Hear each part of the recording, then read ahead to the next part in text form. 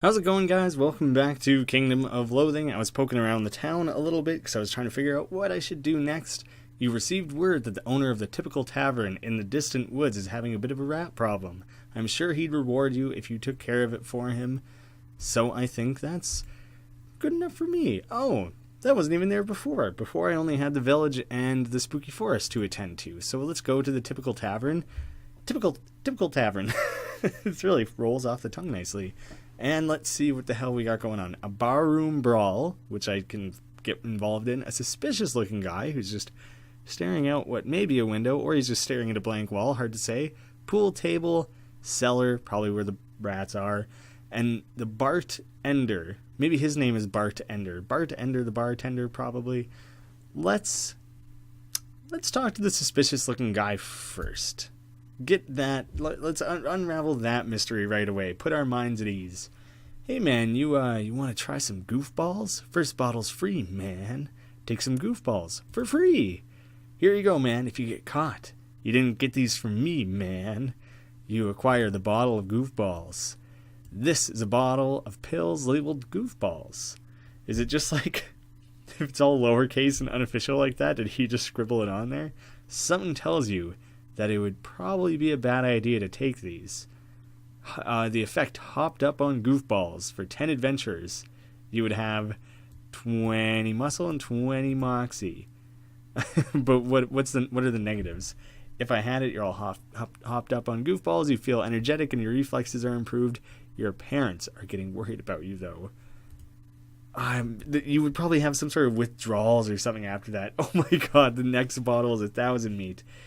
Yeah, you're not roping me into that. I'm not down for it. No plans to indulge in that whatsoever. So let's talk to Bartender, because that's probably going to be a less drug-fueled side of the adventure, but probably will be plagued by alcohol instead, which everyone knows is the lesser of the two evils. So let's go with the booze side of things. Howdy, adventurer, says the jovial man behind the bar. I'm Bartender. Nice to meet you, Bart. I'm Carl Dancer. You say? The council says you need some help with something. Yep, we've had a bit of a rat problem, you see? Whole cellars just thick with them. I mean, sure, there are always rats down there. Rats are a crucial part of the fantasy tavern ecosystem. Our problem is that there's too many rats. I need you to figure out why there are so many of them and put a stop to it somehow. Does not matter at all how you go about it. I leave that to you. You're the adventurer. So there are rats in the cellar of a tavern, you sigh. And I have to kill, what, like 10 of them? Maybe produce a couple rat tails for you as evidence? But for some reason only like one half of them actually drop rat tails? This isn't a simple matter of kill 10 rats, buddy. You need to track them back to their source and put a stop to it, whatever it is. Here, let me unlock the trap door for you. Careful, it's dark down there. So rat genocide is the intent here, correct? I'm supposed to just go to the source of all rats and just lay waste to their species? That's a pretty big task. The council may have undersold it, or I might be overselling it. Let's take a look at the pool table quickly before we deal with the barroom brawl. You step up to the pool table and notice a sign, no playing for fun. Looks like if you're going to play pool, you have to play for meat. You survey the crowd for potential opponents. Moonbeam Earth Song, the Dippy Hippie. I was wondering if these would be real people. These seem like they're NPCs. Chet Chesterson, the orcish frat boy. Or Scratch Amblin Stick Rock on Tour Pool Neophyte. Oh shit, they have a much higher, like the amount you have to wager goes up by quite a bit. Or the maximum goes up. I was gonna battle Chet because just fuck that guy for his name being Chet. That's just no. You deserve to be battled. But I'll stick with the entry level, the Dippy Hippie. And I'm going to do half the max bet. Play pool for 25. Moonbeam puts her palms together and bows to you. Let us celebrate the fact that we are alive, here and now, and that Gaia has brought us together to test our skills against each other, she says.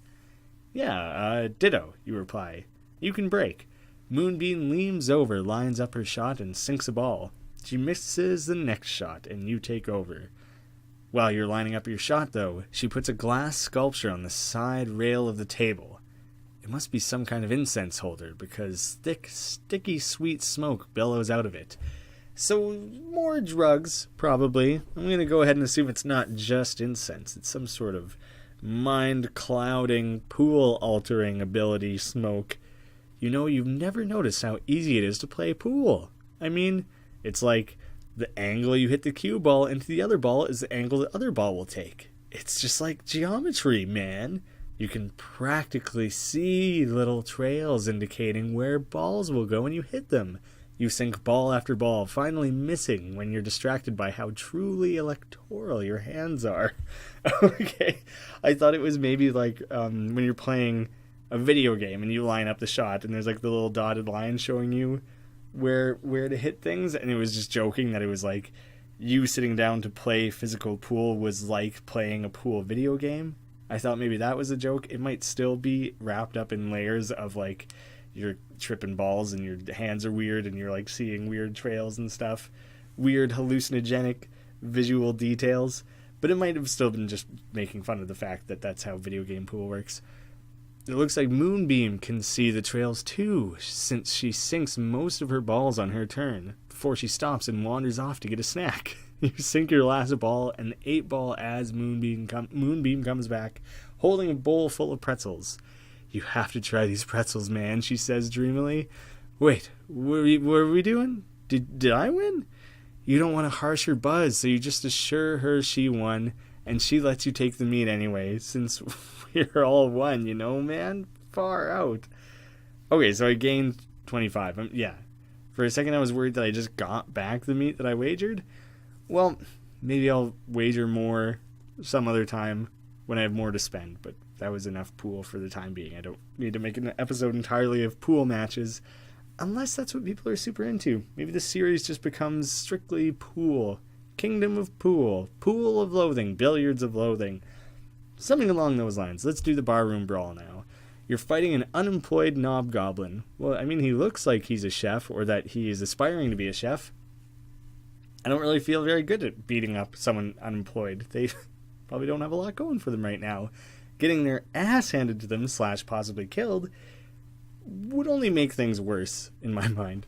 This is a knobgoblin who is serving as an assistant to knobgoblin chef, but was fired after confusing sugar, salt, and rat poison one too many times. The knobgoblins refer to rat poison as a garnish, not a seasoning. Now he just hangs out in the bar looking at the ladies through his beer goggles, which it looks like he literally has, and starting fights with anyone who looks at him funny, like you just did. Well, it sounds like he's a bit of a sleaze, so now I feel less bad about beating this guy up, so let's get to it. Cassius plunges his tiny proboscis into the enemy, extracting 3 pints of blood. This guy can't be that big. 3 pints of blood is a shitload. Doesn't a normal adult person have like 6? Which he then squirts into your mouth. Yum, I guess. That's disgusting, Cassius. Please find a better way to do this next time. You gain 6 hit points of damage. Does that mean he also took 6 hit points of damage? And he smacks me with a wooden spoon. I lose 3 hit points. So I got healed and then hurt. So that did not work out very well for me. And the next swing, I win. You pick up the goblin's beer goggles. They're pretty smashed up, but one of the lenses is still relatively intact. You acquire a beer lens rather than just the full goggles. This is a lens that has been ground out of the bottom of a beer bottle. It distorts things like a wah-wah pedal, but not exactly like a wah-wah pedal. Probably not at all, really. It's also a meat pasting component. Let's do the brawl once more? It's kind of risky, since I'm already injured. But I'm hoping... Oh man, look, Cassius is pretty close to having a third pound. And presumably he'll be able to take up more blood. That'll spit in my mouth again. Not too keen about that part of this little partnership we have going on here. But I do like Cassius overall. First mosquito I've ever liked. This guy here. You're fighting a plastered frat orc. Oh, well, I didn't get to battle Chet and Pool, but I at least get to beat the shit out of someone. It is a fraternity orc. This is a drunken fraternity orc. This is a drunken belligerent fraternity orc. This is a drunken belligerent non-too-bright fraternity orc. Sorry, I was just seeing how many redundant adjectives I could add there. You're looking at the rigid brow, jutting teeth, and popped collar of a frat orc in his natural habitat and natural state of mind, in a bar, drunk, looking for a fight. A lot of lead up to that. I'm going to use shurikens because I don't want to die, and I want to do as much damage as I can. You win the fight. Cassius gains a pound. Boom, 3 pounds. 20 meat. Ice cold Sir Schlitz, which I might have these alcohols already, but I'll read them out just in case. A can of Sir Schlitz, the beer that made the Kingdom of Loathing famous. Sir Schlitz, but it's considered a crappy ingredient. Ice cold Willer. This is a bottle of Willer High Life, just like flipping the M upside down in Miller, described by some as the champagne of beers. When you come home after a hard day of adventuring, it's Willer time. Somebody should make a really terrible champagne and market it as the beer of champagnes. Yes, that would be would be a funny thing. Oh, look, it's a 40 of beer, so like a Big Bear or oh, it's been a long time since I drank a shitty 40 of beer. I'm trying to think of what some of the other brands are. That Colt 45, that's a go-to. Oh man, I kind of forgot about 40s of beer. What a terrible but equally hilarious way to get yourself drunk. This is an ice cold footy ouncer of Old Loathingish. Oh, Old English? Something like that is another 41, so that's also making fun of that. I don't know if it's just because they don't want to call it a 40, so footy is something they made up, or if that is from somewhere. Somewhere. It sounds like it would be Australian or something. Who the hell knows? I think I'll rest up a little bit and then go back. Well, let's hop right back into a brawl. Why not? Because it'll teleport me there. Wow, that was maybe a mistake. You're fighting a drunken 7-foot dwarf. Look at him. Look how stretched out this guy is. This is a dwarf miner from the distant foothills of Mount McLargehuge, a mountain of such extraordinary largeness that even the dwarves within it are 7 feet tall. He's delved too greedily and too deep and seen things no dwarf was meant to see, and now he's drowning his memories in a sea of booze. This is a very sad tale for this guy, and I'm so fascinated. What a curious life he's lived. I also really, really want to go to Mount McLargehuge. If the dwarves are 7 feet tall, everything must be big there, right? For the record, he doesn't look happy, bashful, or sneezy.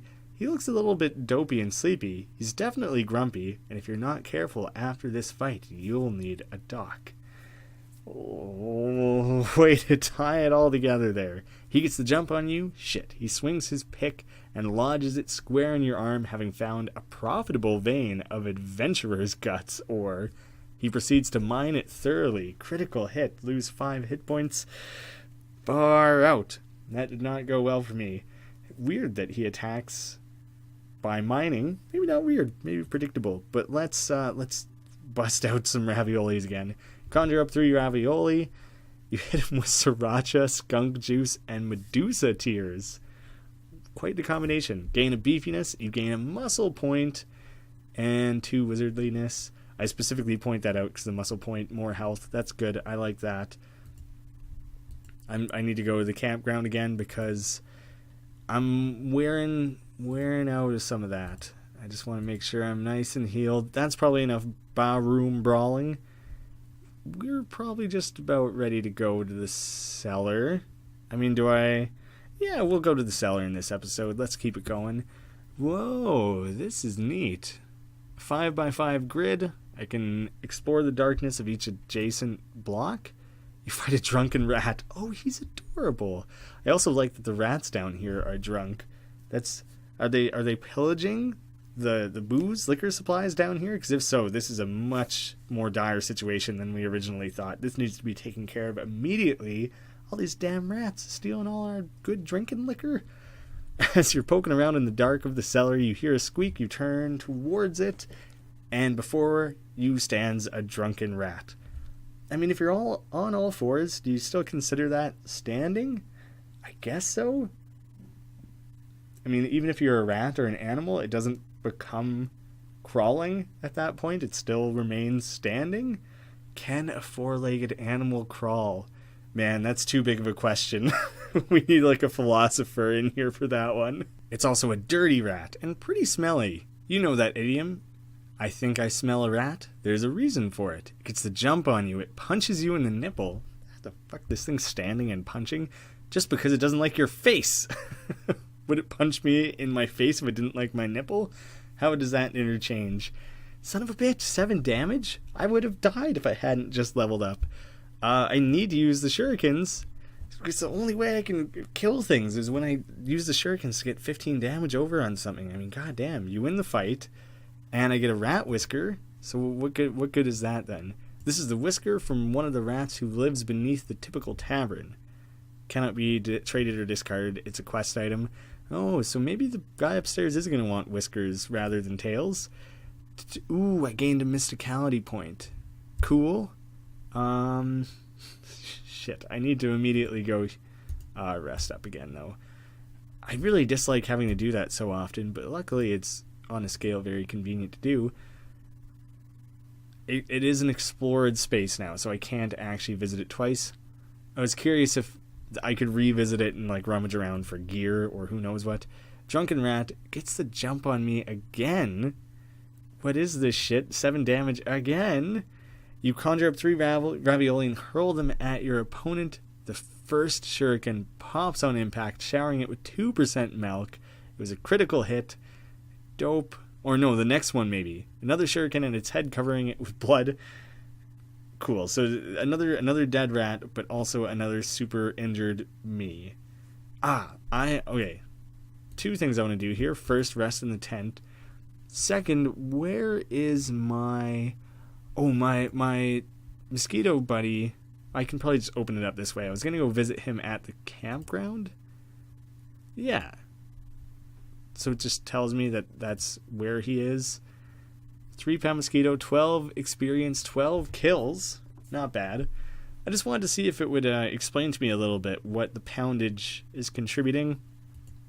I can just assume that it means that he can retrieve more health for me at a time.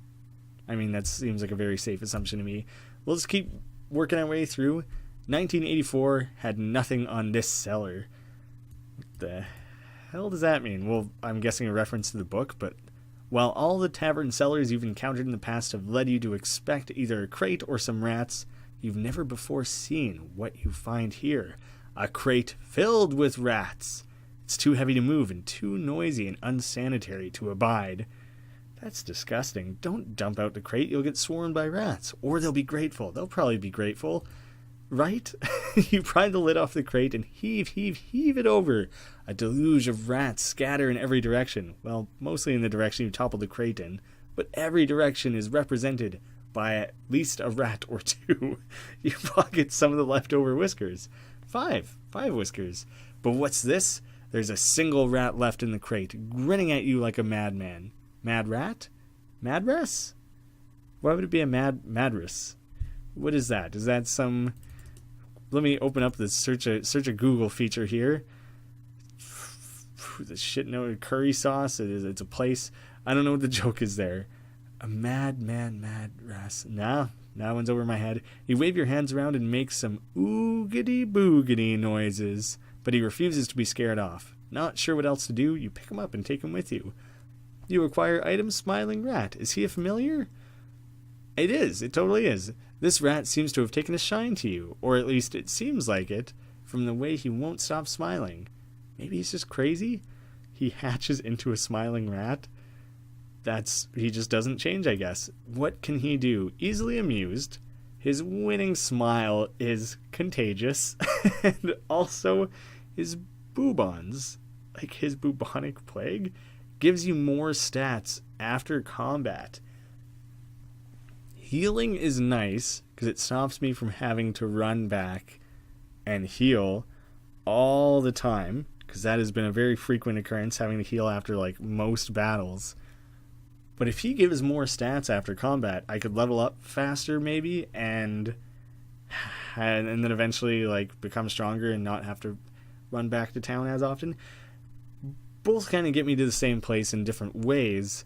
This seems like a more permanent solution. Cassius is kind of like a band-aid. This guy is like stitches. Is that an analogy? Does that check out? Does that make me sound smart? Let me take a look here at what I could do. Oh, maybe I'll open up a package as well. Let me deal with this, and then a package would be a great way to maybe kind of round things out. So I guess maybe I have to go to the terrarium, put Cassius... No, I don't want to put him in the terrarium. I want to put my new guy, the recent item. I want to put my smiling rat in the terrarium. You put him in the terrarium, he immediately makes himself at home, the smile never leaving his tiny rat face. You decide to name him Cheery Terry. Take him with you right now, and I guess Cassius will go in there, perhaps? Oh, good. Good. I was super scared that I would lose Cassius. Oh, he's also going to be measured in pounds. So I guess that's just how you measure the level of your different familiars. Cool. Cheery Terry, much preferred to Scary Terry. You come with me, buddy. I like the cut of your jib. Maybe the other rats will be less mean to me when they see that I have Cheery Terry around with me. Either they might just not like attacking their own kind, and then they'll be less likely to, or his infectious, contagious smile will just win them over, and they won't be in the mood for fighting anymore after that. I don't know if I would open every single one of the things that I have right now, but let's open... Is the heart-shaped one, is that something specific that I would have received for Valentine's Day? Like, 2 months ago or whatever? Or run-of-the-mill, the plain brown wrapper. This is a fairly run-of-the-mill hip-hop artist of intermediate ethnicity. Oh wait, I didn't see the W. Hold on. This is actually just a plain brown wrapper. Plain brown is intermediate ethnicity? Can you say things like that? Can you qualify someone as intermediately ethnic? Like the kind they deliver your... Oh wait, you didn't want anybody to mention that. Sorry. What could possibly be delivered in this then, if it's something you'd be scared to mention? You look around to make sure nobody's watching you, and you tear open the package from Fire Venom. So thank you, Fire Venom, for sending it. You sent me a urinal cake. What could that possibly be? Okay, it's surprisingly tasty, but this really isn't something you should give to anyone you actually like. Oh, sweet, so thanks. I like you too, buddy. I guess it's the perfect way to say thanks for looting my clan, or thanks for PvPing the crap out of me, or just, I'm not feeling alright today. I'm not feeling that great. Some crappy food. I'm guessing that's the only one of those I have, right? It would be under consumables? That is the first one of those I have. That's not, okay. That is nothing new. Let's open the other ones while we're at it. Also from Fire Venom, the cockles of your heart, or perhaps the subcockle region, are warmed as you open the box. You're not inclined to make any complaints, old or new. I felt bad about toilet papering your house. I got 5 rolls of toilet paper. Maybe I can toilet paper other people's houses now? This is a roll of toilet paper. I'm sure you already have a pretty good idea of what this is used for in the real world. But since this game isn't particularly realistic, or particularly concerned with the fourth wall, apparently, I was just wondering that. They're just going to refer to the fact that it is a game. They acknowledged it. It's fine. Moving on. This roll is only useful for making a mess of somebody else's campsite. You can use it on your own, even. That seems unnecessary and pretty funny, but thank you. That's much more appreciated than the urinal cake. And one more from Fire Venom. Cockles of your heart warmed again. Hooray! 1,000 meat. That is dope. Thank you for that. That'll go a long way. Like I've said before, on a scale, I don't want game-breaking items. I don't want something that does 30 damage that you're allowed to use at level 3 or whatever. I don't want anything like that. But if you have goofy items that are just silly, or something that was part of a special event like years ago that you're never going to touch again, that you literally can't get anymore, stuff like that would be fun, because then maybe I can get some use out of it and share it around for people who are new to the Kingdom of Loathing and all that. So I don't discourage the sending of packages, but I do discourage the sending of anything that would be quote, game-breaking. So the Knob Goblin Harem Pants. This is a pair of pants formerly worn by a Knob Goblin harem girl. This makes you feel like an unnatural woman. Power 10, which I had looked up in between episode 3 and 4, because somewhere in the end of episode 3, when I was kind of giving myself a refresher of where I left off, I was like, I don't know what the hell power does. I think power, when applied to a weapon, increases the damage it does, and power on armor increases your like resistance to damage. I'm pretty sure. Oh, it's part of an outfit. The Knob Goblin Harem Girl Disguise. 2 different items. Outfit bonus +3 sleaze damage. Who knew the hobgoblins were so sleazy? No, the knob, not hob, knob. Oh, and it adds to my moxie. That might be better than what I have right now. I have the old sweatpants. Also have power 10. But these ones are part of a whole thing. The outfit, which I like, and it has the added moxie. So let's equip those. Kind of got a whole Knobgoblin theme going on here. So thank you for the gifts. Now I've opened up all those. That feels good to have that off my plate, that I've taken care of that. So next time I will return to the typical tavern cellar and deal with more of these rats with the added help of Cheery Terry. So thank you guys for watching. I will see you again soon.